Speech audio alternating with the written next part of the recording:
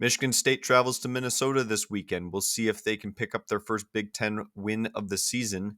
We'll also look at other games in the Big Ten this weekend. Central Michigan apologizes to Michigan State in the wake of their involvement of the Connor Stallion sign stealing saga. And the basketball team drops their exhibition game to UConn. The regular season starts in less than a week against Colgate as well as the women's team. They open Tuesday versus Mercyhurst. Hockey's off this weekend, but we got plenty to talk about. The women's soccer team is up to number 9 as they open Big Ten tournament play on Sunday. I'm Connor Clifford. We're talking Michigan State sports. So the football team's going out to Minneapolis to play the Minnesota Golden Gophers. MSU, as we all know, is coming into the game 3-5, 0-5 in the Big Ten. Still looking for our first conference win of the season after that brutal loss to Michigan last week. I still really think we should have won that game. I know a lot of our fans think we should have won that game. A lot of fans think that was the last straw for Jonathan Smith. Still not on board with that necessarily. I think that he's going to stick around for a whole nother season because I don't think we're going to get anybody better. I know a lot of people think that that's not really possible. Anybody's better than this, but I can tell you it can get a whole lot worse. Minnesota, they're coming in 5-3 overall, 3-2 in conference play. They're favored by 3.5 points at home. Honestly, I think that's kind of an embarrassment to them. I think they should be favored by a lot more. Should be a hard-fought game, but I don't see a way that we lose by less than 7. I think this is going to be another double-digit loss for Jonathan Smith, but who knows? Looking at their schedule there on the screen, they did just get blown out by Iowa on the road. Yes, it's a rivalry game, but I mean, to lose by 38, not that we can talk very much, but 38 is quite the beating. Before that, they did take care of business against Nebraska. They beat them pretty handily. Close game against Purdue, and then another routing against Ohio State. Of course, Ohio State, number 1 in the nation. Can't really fault them too much for that, but it is another drubbing. Took care of business against Rutgers. Lost on the road to Cal. I'm a big believer in that the Pacific time zone change for the East Coast and Central time zone teams. It's a huge hindrance on them. I don't really blame them that much for that loss, despite Cal not being the strongest of teams. Destroyed Northwestern State. I believe that's an FCS school. And then also beat Buffalo with the MAC school in their opener. So not a whole lot of great wins. That Nebraska win is definitely their best one. It's a good win for sure. But a couple of bad losses. And a tight one against that Purdue team as well, I would say. Who knows? Maybe we have a puncher's chance here. Let's break this game down. Starting with the defense, I think that that's going to be the key to the game. If you were to tell me that I was saying this 2-3 weeks ago, I would have laughed at you. But the way that they came out against Michigan, they overperformed everybody's expectations, I think. Joe Rossi was on the field that game. He came down from the press booth to be on the field for the game. And I think it showed with the energy levels. I wasn't able to see it from where I was sitting in the stadium, but after seeing some replays online, it definitely showed that Joe was out there, bringing some energy. It wasn't the Jonathan Smith, let me talk into my headset, walk around, go find somebody else to talk to and twiddle my thumbs. Joe actually seemed to be motivating the guys. He was out there high-fiving people. And I think that that's what's needed for this team.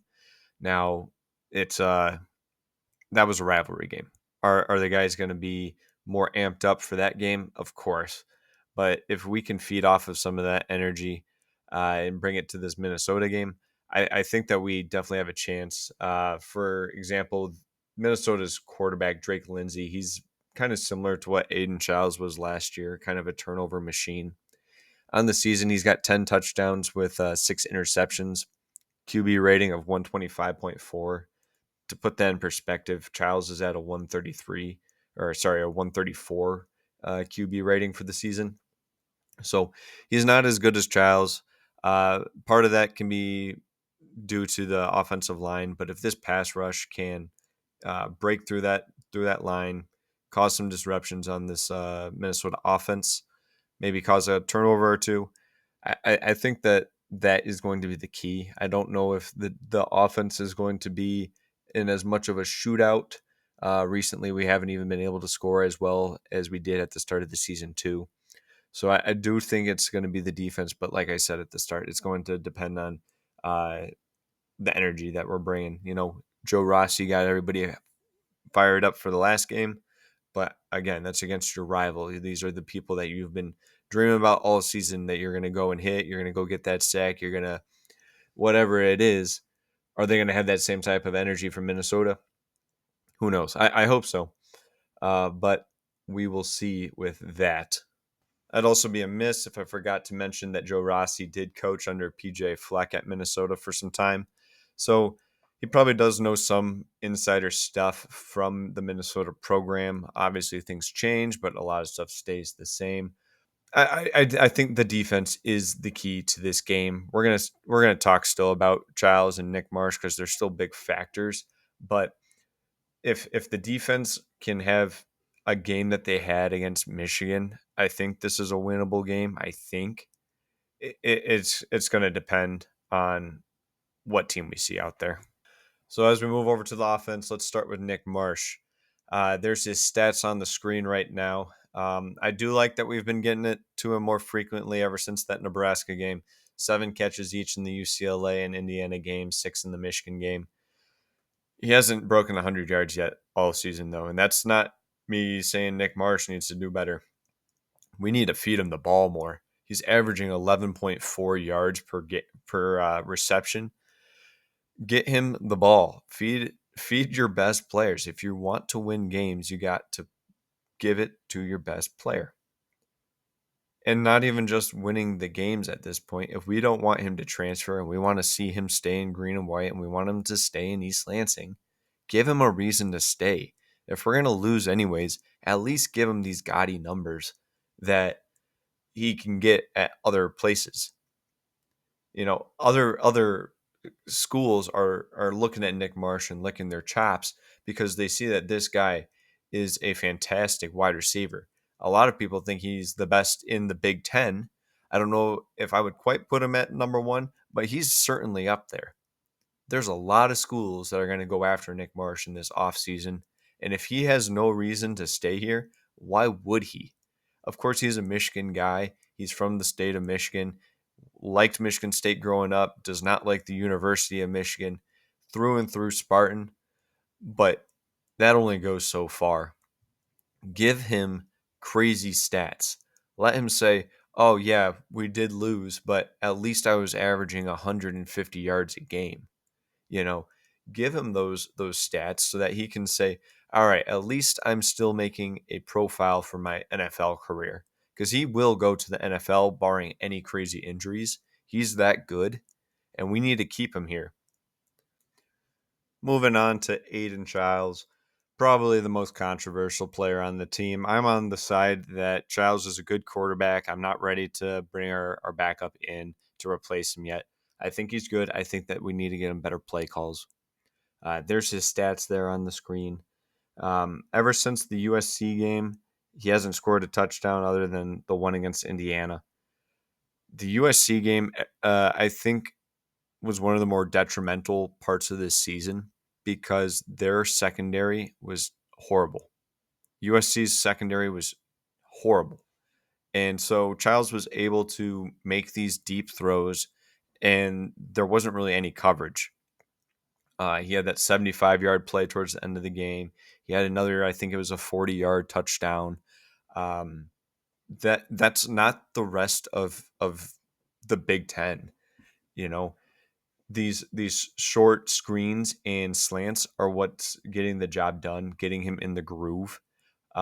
Even Jonathan Smith said that at the end of the Michigan game in his press conference. He said we couldn't get Aiden into a groove.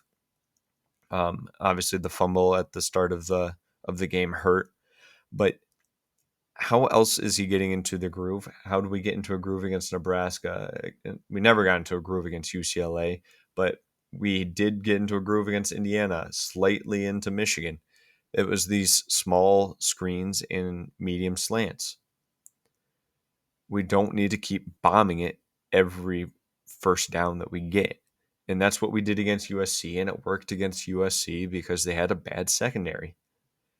That's not going to be the case for your Nebraskas or your Indiana's or your Michigan's or Minnesota's. Do the small plays, play some small ball, and get the ball moving. Get him into a rhythm there and see what he does from there. I don't mind him when he scrambles. I think that that's a great characteristic to have as a quarterback. I think that his decision making has been phenomenally better than last year. He's only got 3 interceptions this year, comparing that to last year where he had 11 of them. Um, I mean, it's a night and day difference. He definitely has.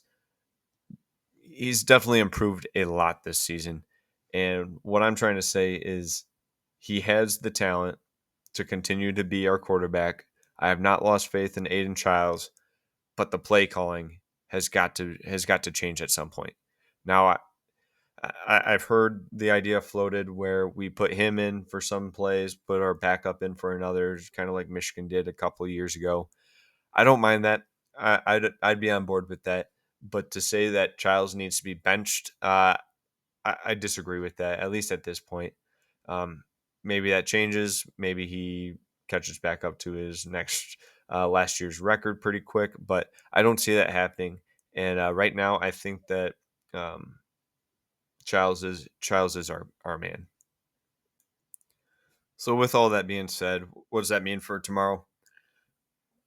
I mean, like I said at the start of the segment, it's going to come down to the defense. If the defense shows up, there's definitely a possibility where we win this game. If the defense is gone, I don't think we survive a shootout. Minnesota's better than Boston College, and that was obviously a shootout. So I don't see that being the case. It's going to come down to the defense. If the defense can play well, who knows? Maybe we can pull this one off. If we do win, I know that we keep coming back to this. It's the ifs. But if we do win, there's a decent chance MSU can win 2 more of the last 3 games against Penn State, at Iowa, and in Detroit for the Maryland game. Penn State looks weak this year. They haven't won since the non-conference. Neither have we. But it seems more of a winnable game than it did, certainly at the start of the season, but even a couple weeks ago. The Maryland game is probably the second most likely game that we could win, although Maryland's not a bad team either. And then Iowa, as we mentioned earlier, they just whooped Minnesota at home. But Iowa's also not a great, fantastic team either. Who knows there? I doubt we pulled that one off. I think that's the least likely of the 3. We're also getting ahead of ourselves right now. We got the game tomorrow. So let's hope the Spartans can pull off the upset. I'm not counting on it, but I will always root for us. Let's take a look at the rest of the Big Ten slate this weekend. I am, of course, in Madison, Wisconsin, so those times that you see on your screen are in Central Time. Just add one if you're on the East Coast. Penn State, Ohio State, everyone going into the season figured that this game would be on Big Noon. Well, it is on Big Noon despite Penn State's free fall from grace. Penn State has not won a conference game yet. They're just like us.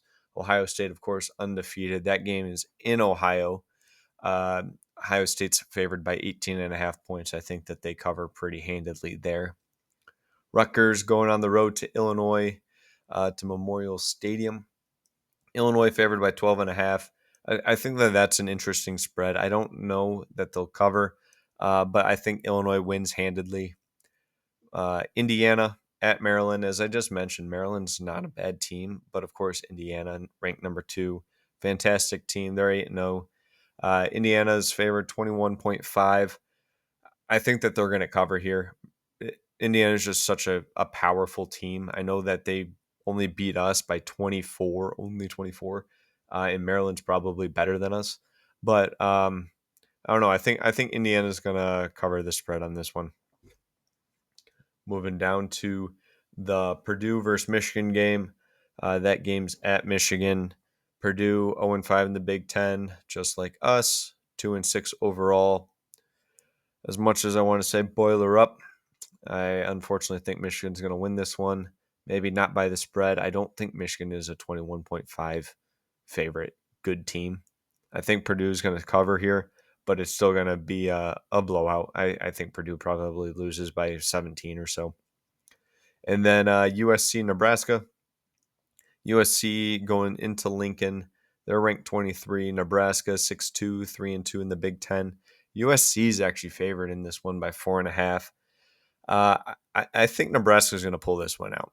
I know for the past couple of weeks I've kind of gone against USC, but I think that Nebraska is going to pull this one out. I don't know why I'm such a hater on USC, but maybe it's the fact that they don't have a good defense and we put up 31 points on them. I don't know, but we put up 21 against Nebraska, 28 against Nebraska, something like that. I don't know. I have a gut feeling Nebraska is going to win this one, especially in Lincoln. So that's going to round up the Big Ten for this weekend. One last piece of football news. We'll talk about Central Michigan's apology. So unless you've been living under a rock, you have probably heard that Michigan was caught stealing signs with a guy named Connor Stallions a couple years ago. This involved the 2021, 22, and 23 season. Of course, they were unable to beat Michigan State in 2021 because Kenneth Walker was still too good for them, even with them stealing our signs. But Central Michigan has been involved in that as well. Of course, when they played us a couple of years ago in 2023, Connor Stallions was found on the sideline for Central Michigan. The NCAA has confirmed that that is the case. Do not believe what Michigan fans tell you, that everybody does this. No, this is weird. People do not send their own staff members to the sidelines of other games dressed up as the opposing team with glasses that can record. That is not normal. And to my knowledge, nobody else does this. At least nobody's been caught doing it. And until there's any evidence to show that other schools have indeed done this, no, it is a Michigan thing. It is not an everybody thing. Well, the NCAA, of course, came back with a slap on the wrist for Michigan. You can look back what those punishments were that came out a couple of months ago. What's new is they just came out with a slap on the wrist for Central Michigan as well. The NCAA punished Central Michigan with 4 show cause penalties for current and former coaches, as well as a fine of 1% of the football budget for Central Michigan. Granted, their football budget is not that small, and I believe it was 10% for Michigan. 1% is significant enough for a small school like Central Michigan. It doesn't come close to the crime. They were literally cheating for another team. They brought another coach on, disguised him, and gave him access to their sideline to cheat for them. On what earth is 1% of your football budget and a couple of show causes suitable for the crime? I mean, the NCAA has no backbone in this at all. It wasn't a decade ago that Ohio State got a ton of wins vacated. They got punished for having a couple of players get free tattoos. And Michigan fans were right behind the NCAA saying, yes, they deserve it. How is that comparable to a team legitimately cheating? Like, you can say that, okay, maybe other programs would have allowed their players to get $100 tattoo if they were to, and then players were going to come to their school because they have that. That's completely different than literally stealing signs, going to another team's game, going on their sidelines, disguised as a member of that team, in stealing information that they're not allowed to have. It's an embarrassment by the NCAA. It's an embarrassment to the establishment of college sports. And something had to be done, and the NCAA did nothing. A slap on the wrist, if that. So when this news of Central Michigan broke out, many fans, including myself, were excited to see what Jay Batt's response was going to be. We figured that he was going to come out swinging, saying we're never going to, help Central Michigan by scheduling them again. But instead, we get a post saying, and I quote, here's the screenshot of it: Michigan State University acknowledges Central Michigan University's accountability for actions which negatively impacted our football program and student athletes. We accept the apology from President Neil McKinnon and Directors of Athletics Amy Folin and appreciate their commitment to addressing the issue directly and communication to the extent permitted throughout the process. What type of a response is that? We accept their apology? Are you kidding me? Now, you may be wondering, how good was this apology from Central Michigan? And I kid you not, I've spent 10 minutes or so searching for where this apology is. And the only thing I can find it on is Lancaster Online, from a guy from the Detroit News who posted about it. And it says CMU acknowledged the settlement with the NCAA on Thursday. Quote, "We offer our sincere apologies to our neighbors, colleagues, and friends at Michigan State University. The actions of our former staff members, both during the inciting incident and the NCAA investigation, were completely contrary to our institutional values. We deeply regret any negative impact this incident may have had on Michigan State." And we accept that apology. Oh wow, two sentences. Now let me get ahead of myself first. If there is more in the apology than just those two sentences, one, I apologize for not providing all of that information. I legitimately cannot find it anywhere online. I don't know where it was posted originally. This is all the information I can find. But two, I don't care. They cheated and they helped our arch rival. Don't give this school another dime. We need to take them off our schedule. We're scheduled to play Central Michigan in 2027 and 2030. Take them off our schedule. We should never help their football program again, ever. Give their spot to other directional schools. Give Eastern Michigan and Western Michigan the extra games. I'd much rather help those schools out. Heck, I'd rather play a MAC school. Bring Grand Valley State in. I know that they can. That's a joke because it's D2, but don't help these guys. Central Michigan can get the death penalty for all I care. Michigan too. Now, I've seen a lot of people online saying that this is just the beginning.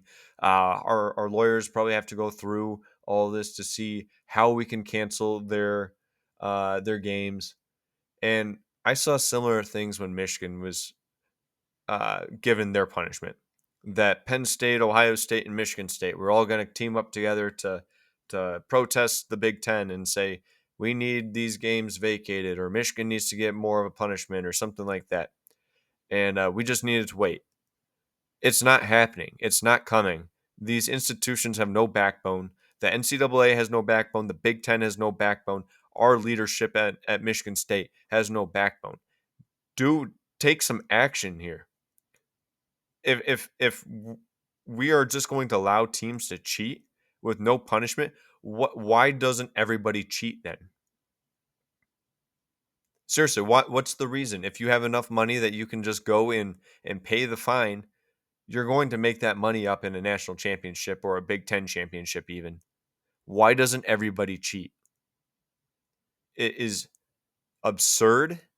It is backwards. And this is a terrible time for college sports when it's the wild, wild west. And I'm not blaming that all on all this money coming in. NIL, I think, has its ups and downs. I think it has more pros than it has cons. I'm not against these players getting paid. But when everything is surrounding lawyers and money, and the NCAA can't do anything to regulate anything, it's a major problem for the people involved, for the schools involved, for the fans involved, and for the players involved. It's an atrocity, and we should take Central Michigan off of our schedules in 2027 and 2030 and never schedule them again. Bring on Western, bring on Eastern, heck, bring in Akron, Youngstown State again. Whoever, just don't schedule Central Michigan. But I digress. What do we got next? College basketball, men's basketball. MSU went on the road to play UConn. UConn ranked number 4 in the nation. This was an exhibition game, so it did not count for the regular season. They ended up losing 76-69, so it was a 7-point game. I did not end up watching it. You had to pay, I think it was like $7 for the UConn network. I didn't feel it was necessary to do that for an exhibition game. So most of my takes are from what I've been reading on from others that I find reliable. Apparently, it was not as close as that 7-point score was. It was a bad first half for Michigan State. Apparently, it was just an awful game to watch. Apparently, 56 fouls in the entirety of the game. So that's almost a foul per minute, which just seems like a terrible use of time. There was 4 of the Spartans got into double digits. That would be Jeremy Fears, Carson Cooper, Cohen Carr, and Jackson Kohler, with Kohler and Cooper both getting double doubles in that game. I did watch the Tom Izzo presser. He was not very happy with the energy that he saw from the team. He wished that he saw more. This is how he opened up the press conference. Very disappointed in my team's performance tonight. I felt like we did not look like a team that played hard as we should the first half. I thought the second half we played a little harder. We rebounded a little better. Considering Jeremy had 6 turnovers, I thought he played awfully well against the ball hockey pressure they give. I was just disappointed in some of our other key guys. I mean, Cooper and Kohler played better the second half. But, I do feel, and I think it's true, that Danny runs one of the better offensive movement offenses that there is in the country. I mean, we played against a lot of teams in the Big Ten, and we said to our players coming in here, our guards weren't really ready for that, all of our new guys.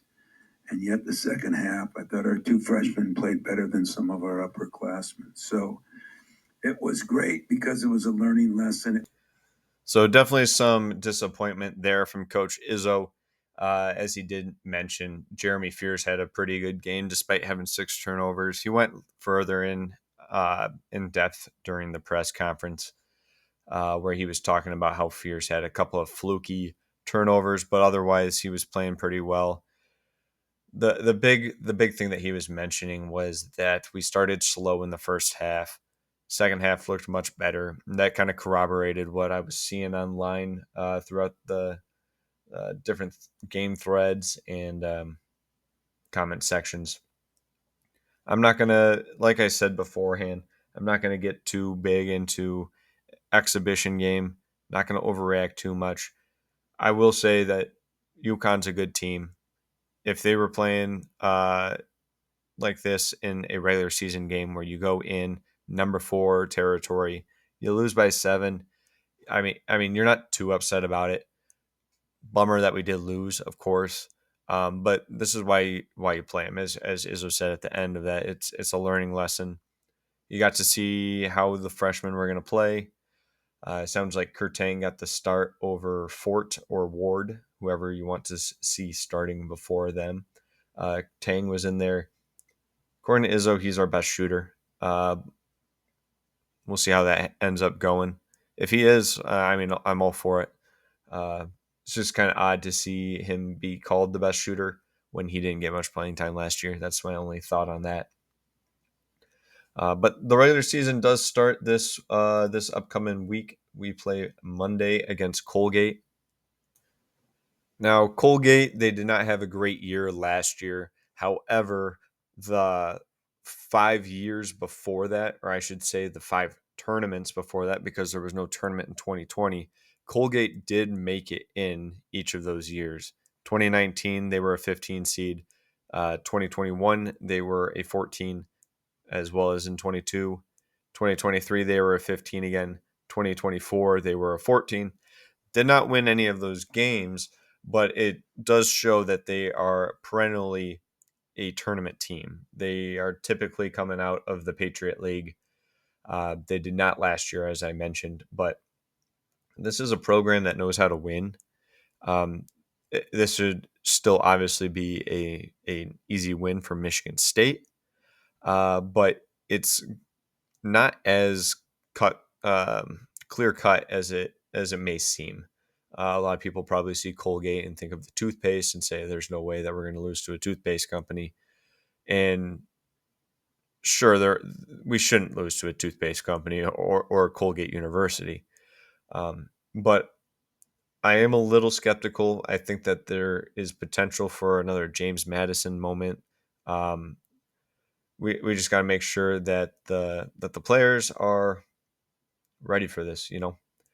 Anytime you have a number next to you and you're playing a small school like this, the other team has nothing to lose.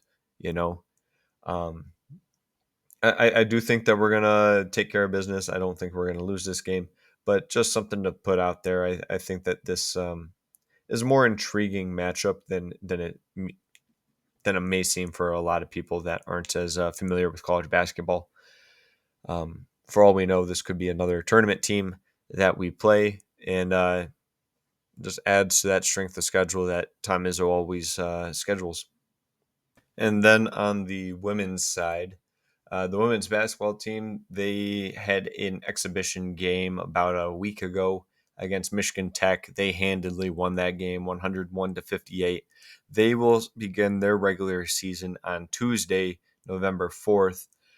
They will be playing Mercyhurst. Now, this is Mercyhurst's second season in D1. That is quite the tongue twister to say that a few times quickly. But Mercyhurst is in the Northeast Conference. They are not eligible to be in the postseason. This should be an easy win, especially for this Michigan State team. This should be one of the better Lady Spartan teams we've seen in a while. They come into the season ranked number 23. So that's always good to see. New coaches seem to do pretty well so far. We'll see how it goes. Grace Van Sluten, she is one of the Naismith Trophy Women's College Player of the Year watch list. Another tongue twister, mouthful right there. So 50 players are named to this watch list. She was one of them. There's 13 Big Ten players on that list, and of course, we're hoping that Van Sluten can take that home with her come the end of the season. Should be a good year for both men's and women's basketball. We'll see what happens after this Monday and Tuesday matchup for each team. No hockey this weekend, so they will have a weekend off before Penn State comes into town. That's going to be a top 5 matchup, big games. So we'll skip them for this week. Move on to the women's soccer team. Good news for the women's soccer team. They rise up to number 9 ranked in the United Soccer Coaches poll, which is basically the equivalent to the AP poll if you're more familiar with basketball or football. In the RPI, they are up to number 8. Sounds like the RPI is a much more reasonable assessment of teams in women's soccer than it is in football. So I will take that with a little bit more credence than I would otherwise. Their next game is Sunday, so they'll be playing Northwestern. Michigan State is the 2 seed in the Big Ten tournament. Northwestern is the 7. They just defeated USC yesterday, Thursday, 1-0 in the first round game. All of these matchups are in West Lafayette, Purdue's hosting them. So that is where the team will be playing on Sunday. Through the regular season, Michigan State's schedule has been rated the toughest in the nation, Ohio State being the second. So it sounds like the Big Ten has a pretty difficult conference to compete in. But even when it comes to the non-conference opponents, MSU has played Notre Dame, Dayton, Milwaukee, who are all regular season champions, and then Buffalo and Xavier, who finished second. I mean, this is a pretty good Michigan State soccer team right here. All 3 of the Spartans' losses this season have come to ranked teams. That would be Notre Dame, who's ranked 2, Iowa ranked number 7, and Xavier, who's ranked number 20. And then we'll see if lead scorer Kennedy Bell can get something going this weekend. Hopefully they win. If they do, they will move on to St. Louis, where they'll continue into the Big Ten tournament before they end up having the NCAA tournaments. So like I said, that game is on Sunday, November 2nd. Hopefully the women can pull that one out. That's going to be streaming live on BTN Plus. So hopefully the fans can give the women's soccer team some love, and as they march towards the NCAA tournament for them. That's going to wrap up the show today. Hopefully the football team can get a win tomorrow. Got soccer on Sunday, and the basketball team's season starting next week. As always, go green.